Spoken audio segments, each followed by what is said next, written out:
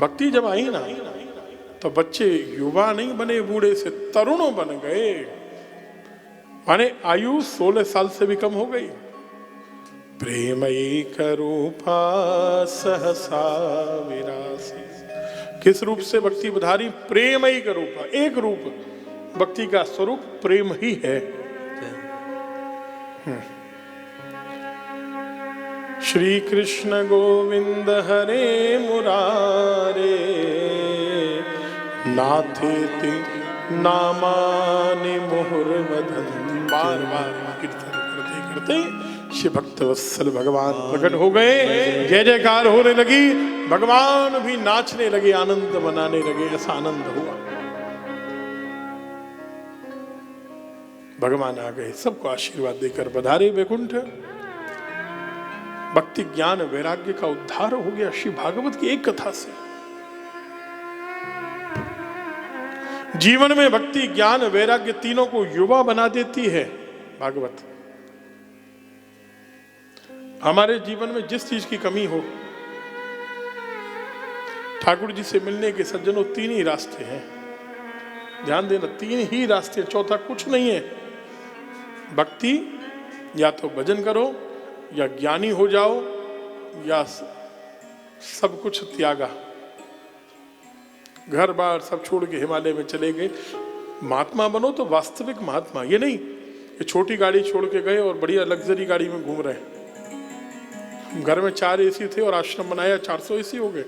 फिर वैराग्य उसको कहते हैं कि वैराग्य छोड़ा तो यद हरे विरजे तद हरे प्रव्रजेत, सब कुछ छोड़ दिया, फिर वैरागी बनो। तीनों रास्ते खोल देती है भागवत। भक्ति ज्ञान वैराग्य तीनों फिर से हमारे हृदय में युवा हो जाते हैं, माने हमें ज्ञान भी मिलता है, वैराग्य भी होता है दुनिया से, और भक्ति भी मिलती है, प्रेम भी मिलता है ठाकुर जी से। ये भागवत जी से होगा केवल। दुनिया में कोई और ग्रंथ नहीं जो आपको तीनों चीज दे सके। नारद जी ने पूछा, अब दूसरी कथा सुनाते हैं आपको। क्या किसी व्यक्ति के पाप बहुत हो, छोटे मोटे पाप तो सब मिटा देंगे? छोटा पाप हो 4 माला जपो, ज्यादा हो 400 माला जपो, और ज्यादा बड़ा हो बड़े बड़े यज्ञ अनुष्ठान करा लो, गंगा यमुना में नहाओ, पाप मिट जाएंगे। लेकिन किसी ने पाप बहुत ही अधिक किए हों तो वो पाप मिटेंगे कि नहीं भागवत जी से? तो सनकादि मुनियों ने क्या सुनाया? बोले नारद जी, जिंदे के तो छोड़ो, मरे हुए के भी पाप मिटा दे, भागवत में तो वो शक्ति है। क्या समझे?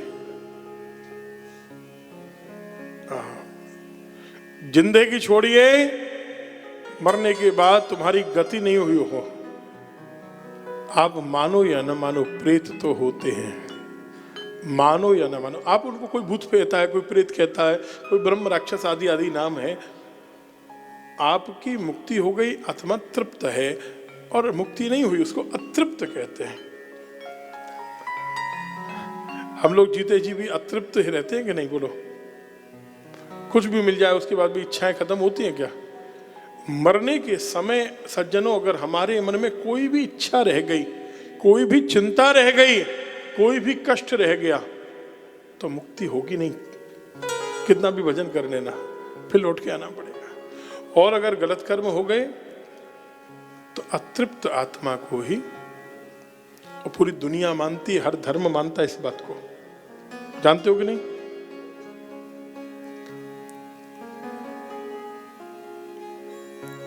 ऐसी कथा आपको सुनाते हैं। जीते जी के भी पाप मिटाती है, और मरने के बाद भी किसी की गति ना हो तो वो भी करती है। पितरों की मुक्ति नहीं हुई हो तो उसे भी करने की सामर्थ्य है, केवल भागवत जी में है।